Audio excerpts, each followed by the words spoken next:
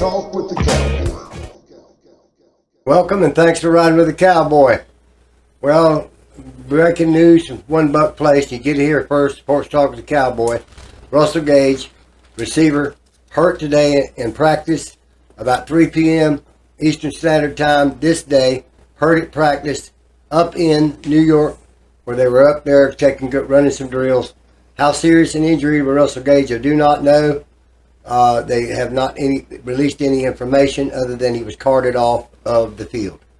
So that's Russell Gage, who was injured most of last year and injured in the last game against Dallas, and now is re-injured today up in New York. We do not have the details exactly of the injury shooting of this show, but we'll continue to keep you posted, and this is where you get the inside information on the Buccaneers.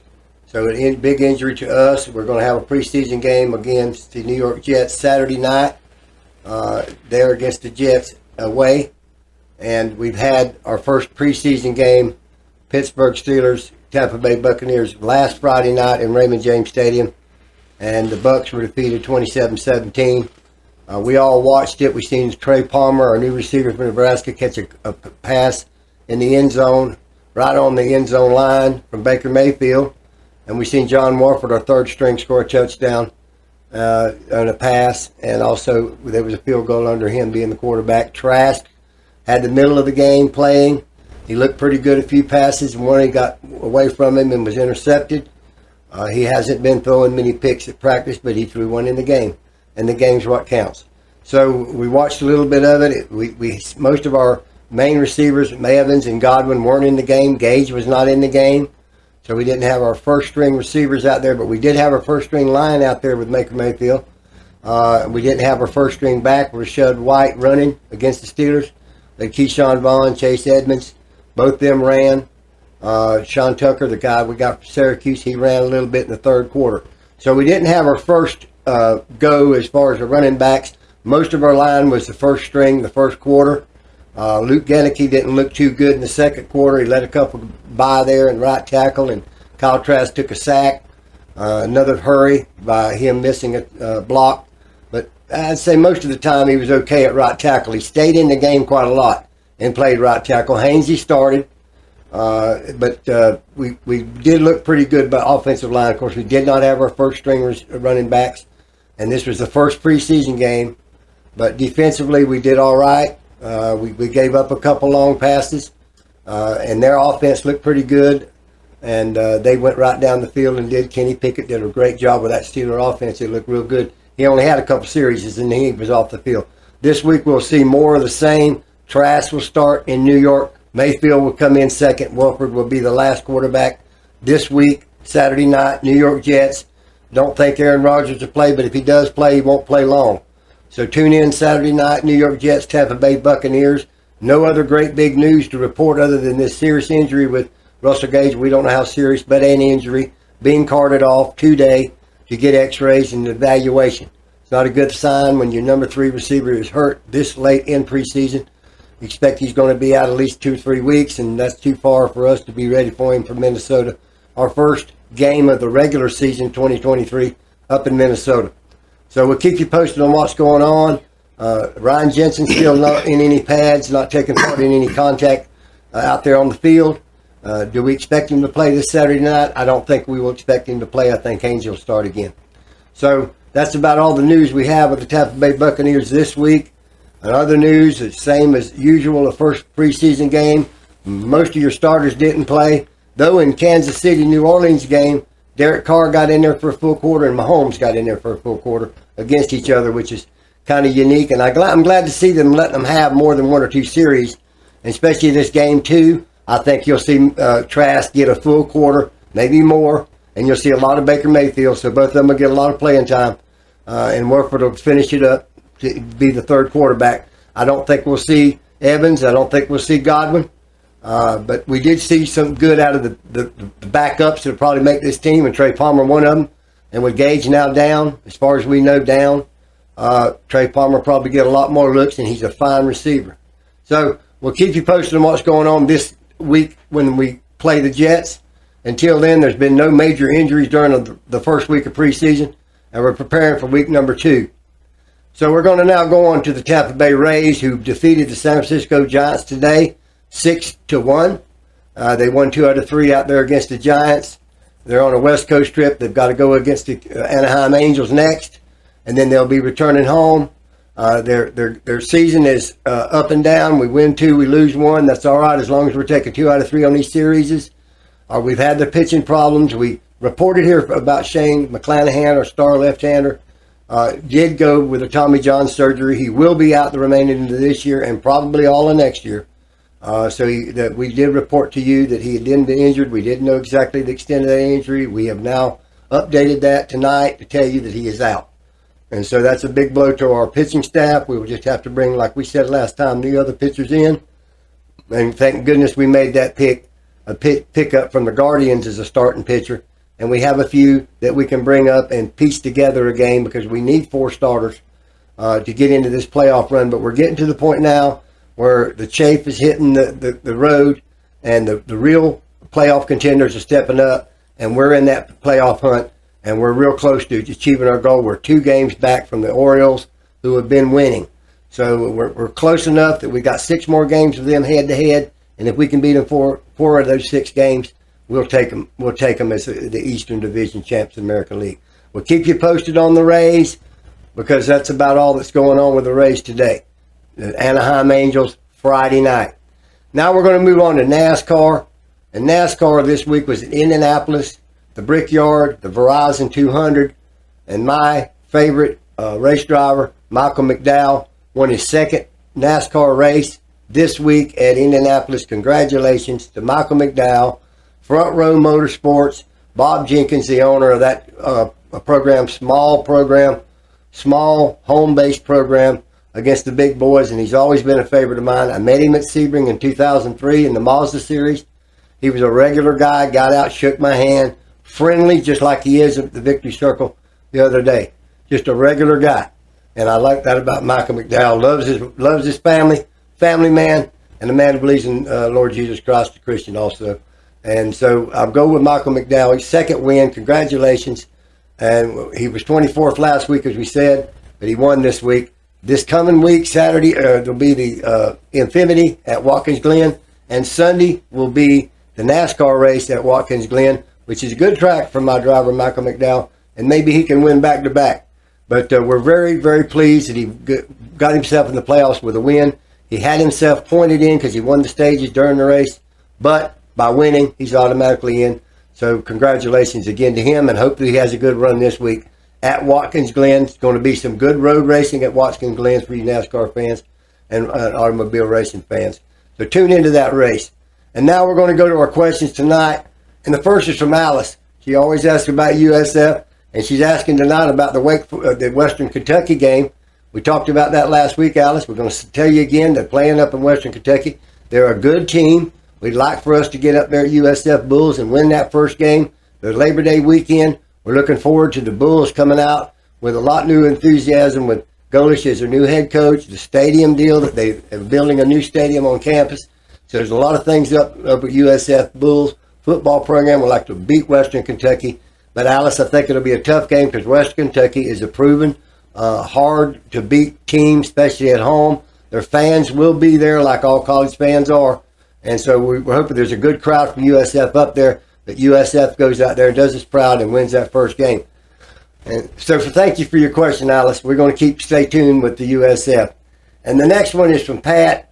And Pat wanted to know what I thought about the 30-second clock with the baseball and how it is going. And Pat, I think the 30 seconds going real good, Pat. And Pat's from Tampa, by the way. Sorry for not telling you where you're from, Pat. And Pat wanted to know if that game has moved up, and it has, to a little bit better than 2.5 hours. At 2 hours, 15 minutes, 2 hours, 20 minutes, where the old game was taking 3.5, 4 hours. So it's really great. It's really moved up the game. The pitching's faster. The action's faster. The batter's got to get in that box, and in 30 seconds, that ball has to be pitched. So it's a good question. It has proven itself to be what they wanted it to be, so that the network television people can encapsulate that 2.5 hours and sell it to Major League Baseball instead of 4, 4.5, 3.5, 4 hours long programming. So this was all in the money-making deal of baseball, but it's enhanced the viewer to be able to know that the pitcher is going to get that ball off. And as we said before, a lot more stolen bases because they know that pitcher's going to, they can see that clock too. They know when that 30 seconds is up. And if he ain't thrown, they're going to go. So good question, Pat. Thank you for your question. And the last question is from Beverly. And Beverly's from Zolfo Springs, Florida. And she wanted to know what I thought about the Tampa Bay Lightning's chances to repeat this year in hockey. And I think they have a good core, as we've said before. Kucherov's back. Stamkos is there. Hedman's back. Vasilevsky's in net. We've got the greatest coach there is in hockey. And I think we have a good chance. We're going to have some youngsters that's going to have to come up and step up and play good hockey. But we can do it. We have the veteran presence to do it. And you need a veteran presence in hockey or any other sport to steer the team the way it should be steered. So I think we got a good shot. They've got a few more months to enjoy. God bless your question. God bless you, and thank you for your question. DJX, what do you got for me tonight? Well, Cowboy, you know what it is. Let's get right off into it, buddy. All right. Mike Tomlin likes what Keanu Neal offers. Mike Tomlin has always liked Neal, and he's played real good the other night in the game that we were with him against. Yeah. And he was very pleased with him. And he's going to be something that makes Pittsburgh better than everybody expects him to be this year. Got to keep an eye on him. All right. Mahomes throw darts. Mahomes is a dart throwing machine, as we know. And he continues to do the same thing. And if somebody don't beat him, come Super Bowl next year, you know who's going to be in there. Right. Royals promote reliever John McMillan. Well, John McMillan needs to be promoted. The roles are going nowhere. And to promote him into the rotation like they did, he was coming in the second or third inning and pitching 4 innings. So they said, look, go another inning or 2, make it 6, and we'll put you in the rotation. We have nothing to lose at this point. Yeah. And let's showcase your talents, and maybe next year you can be in the starting rotation. All right. Pittsburgh. George Pickens turns heads. George Pickens is a great receiver, and he was a great receiver when Pittsburgh picked him up. Yeah. And he's somebody they needed for speed. When they lost Juju Schuster to the Chiefs, they've lost a lot of their speed. Antonio Brown, as you know, left. Right. And this guy right here is really George Pickens. Is picking it up, and that's what they need is that superstar receiver, our number 1 receiver, let's call him. And he's done a great job with Kenny Pickett, and great job with the Steelers. Right. All right. James Harden and the 76ers. Man, this guy really want to lead this team. James Harden wants to leave every team he's ever been with. He wanted to leave Houston. He wanted to go to the Nets, play with Durant, play with Kyrie, and they were going to win the championship. That didn't work out, as we all know. And now he went to the 76ers. The Ben Simmons trade, Ben Simmons went up to the Nets. And let me put it this way. Harden can play hard when he wants to. Yeah. He's not a team player. He's never he's never had a world championship ring on that hand. And he didn't get one in Houston. He didn't get one up there in New York. And he didn't get one with the 76ers. And he always wants to go somewhere else. It's always better somewhere else. And this kind of guy that you're spending all these hundreds of millions of dollars on is just going to flee your franchise. I mean, if you're an owner and you want to be a winner, you want to be a winner. Well, you've never won one, okay? At least win one, okay, before you cry about you going somewhere else. And he don't get along with the general manager. It was the same general manager that got him from the Nets. Yeah. So, you know, that changed too. See, you got to wonder, is it Harden or the team? But then when Harden leaves the Rockets, goes to the Nets, and then he leaves the Nets, which is the dream team, down to the 76ers, and he's going to make that work, and they played pretty good together. Look, you're moving around, man. You're not a U-Haul mover. You need to stay somewhere and win some championships. Look at Durant. He left the Nets, went out to Phoenix, joined the program. You don't hear nothing about it. Kyrie's left, went to the Mavs. Look, you don't hear nothing about it. And I know Harden wants to go, and if he wants to go, let him go. Let him go. That's what you do with the NBA. Right. When you're playing in the association, just let him go. And you're playing any pro sports. If you got a guy poisoned in the locker room and you and the general manager are arguing, bickering, let him go to another team and find somebody that can come into your team and be cohesive and make him happy and put him somewhere else. That's about James Harden. All right, let's go to the boards and see what the insiders say about it. I think I will slightly take DeMar DeRozan. I think I will very slightly prefer DeMar DeRozan. Not that he's better than James Harden, but first things first, he's not that far off from him. Even if he has to be worse, he's not that far off from him in 2023 heading into 2024.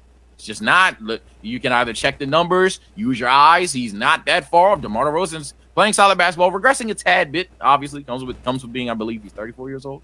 Comes with it, but he's not that far off. And one thing I know is he will play basketball. He will play for my team. If I sign him to a 2-year deal, he's going to play for 2 years. So I have no issues with saying it. I'm not really going to drag this one. We're going to move on because I think my point is obvious that I'm not saying DeMar's better. I would just sign him first because I know what he'll play for my team. And to be honest, he's a little bit more versatile. I can play him technically at the 1, definitely the 2, 3, potentially even the 4. So I think he fits more teams as well. Even if I have to be corny and talk about being a mentor role, like he could even do that. Coming in at number 7, the reason why I said Harden is debatable. Yeah, I agree with you. I mean, Harden's not going to bring in anything else. And if Harden's going to argue all the time, which he does, and bitch about his contract and bitch about another player, they become prima donnas. And when you get a prima donna in any of your team, you got to get rid of them. What you think about DeRozan, though? What's that? DeMar DeRozan. I think he's good enough to play in Harden's place, and he'll play. Just like this guy says, he'll play. Right. Listen, you got to have somebody that'll play. Harden's going to bitch and whine, and he's going to play when he wants to play, and he's going to play real great sometimes, and he's going to play real sorry sometimes, and he's going to cry and whine and bitch the whole other time. You don't need him. He's a fair weather friend. You get somebody in there to play. Just like this guy says, if you sign DeRozan at least 2 years, you ain't going to get nothing out of him. He's going to play. Him. Yeah, you got to play. He's going to play. So if he's a little bit less, he's going to play a little bit less than Harden could play on his best night. And Harden don't play the best all the time, only when he decides he's going to play. Why not get him? Why not put him in there? I agree. Instead of worrying about Harden this year, guess what you're going to have to do next year? But DeRozan going to take his deal, take his money. At the end of 2 years, you don't want to be there, he'll go somewhere else. Right. So that's how I feel about Harden too. Harden is not LeBron James. Harden is not Shaquille O'Neal. Harden is not Kobe Bryant. Harden is not Kevin Durant.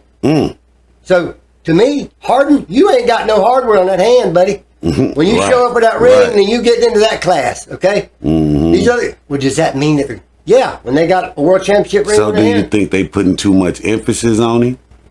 I think they're carrying what he thinks too much. Like DeRozan can play just as good and play in other positions and is versatile. And as a team player, it's not going to cause you any havoc in your locker room. You got to play with these people. You don't want some guy being malcontent, talking bad about ownership and the manager that's signing these multi-million-dollar deals and bitching and whining. And that puts that poison in the locker room. You got to get rid of it. I agree. Well, that's what I got for you tonight, Cowboy. Continue to watch. I want you to put in the comments who you think should be the starting quarterback for the Bucs. Is it Mayfield or is it Trask? You're going to have 2 games to watch it. I want you to see it. I want you to watch it. I want you to send in your comments who you thought played better over these last 2 games. And what you thought about Dave Canellis' offense also. What you thought about Todd Bowles. Send your comments to the Bucs for our pre-2023 special, where we can add those questions into that 2023 pre-Buccaneer regular season special, and we can showcase what you think's going on with the Bucs. We'll see how it ends at the end of the season. It's a new segment here on the Sports Talk with the Cowboy. We want to keep you involved. God bless each and every one of you for watching. Be kind to your neighbor. Show compassion. Show some dignity with other human beings. We need more of it in the society in which we live now. We need love, not hate. God bless you. Till next show, Cowboy out.